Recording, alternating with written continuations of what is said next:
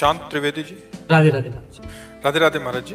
महाराज जी, क्या एक हाथी को खिलाने का पुण्य और 1,00,000 चींटियों को खिलाने का पुण्य, क्योंकि हाथी की खुराक बहुत होती है, चींटियों की संख्या बहुत होती है, होना खिलाना भावना सेवा में? अगर हाथी में भी भगवान देख के पवारे और चींटी में भी भगवान देख के पवारे तो एक चींटी और एक हाथी के पवाने का बराबर पुण्य मिलेगा।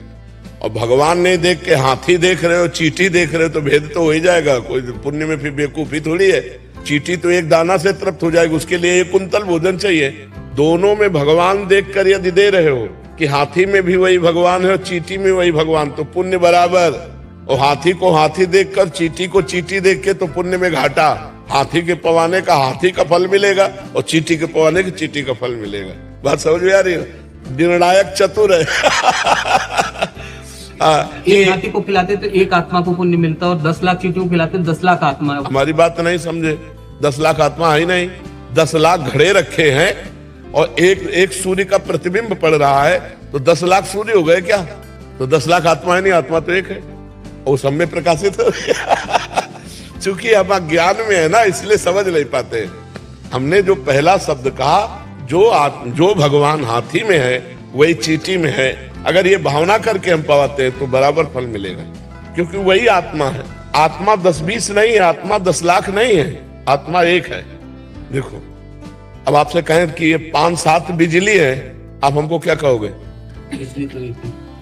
है ना, यंत्र के कारण उसका प्रभाव अलग अलग है। हीटर यंत्र है तो गर्मी फेंक रही, पंखा है तो हवा फेंक रही, एसी है तो ठंडा फेंक रही, लेकिन बिजली बस। ये खोपड़ियां अलग अलग हैं, बिजली एक है इनमें। जो बिजली है इनमें वो परमात्मा है, वो एक आत्मा है, एक वाहे गुरु है, वो एक है, वो अनेक नहीं है। बहुत अच्छे से समझ लीजिए, अगर हम भगवत भाव से किसी को पवाते हैं तो चाहे चींटी को पवाएं चाहे हाथी को पवाएं, हमें बराबर लाभ मिलेगा।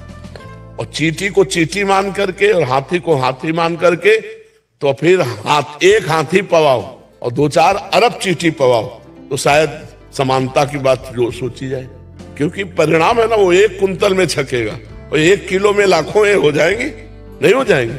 और अगर एक चींटी में आत्म तत्व भगवान को देखकर, एक हाथी में देखकर, तो बराबर फल मिलेगा। वो तुम देख के क्या पाते हो तुम्हारा विषय, समझ गए? मन बहुत चंचल है, इधर उधर बार बार चला जाता है। हमेशा आपकी कृपा से नाम जप होती रहती है, पर फिर भी इधर उधर भटक जाता है। हाँ, कोई भटकने दो, उससे कोई फर्क नहीं पड़ता। मन जाने से हमारी हानि नहीं है, मन के अनुसार तन जाने से हानि है। मन हमारा कह रहा है खा लो, हम नहीं खाए, कोई फर्क नहीं पड़ा। अब मन कह रहा है खा लो, हमने खा लिया, अब फर्क पड़ जाएगा। तो मन जो कहे तो वो तो कहेगा, उसका स्वभाव है। जब तक भगवत प्राप्ति नहीं हो जाएगी तब तक वो कहेगा। तो मन के कहने के अनुसार हम क्रिया ना करें तो मन से हमारी कोई हानि नहीं है। वो धीरे धीरे आ जाएगा, लाइन में आ जाएगा। खूब नाम जप करते रहो। मन के अनुसार क्रिया कर दी तो फिर नहीं आएगा।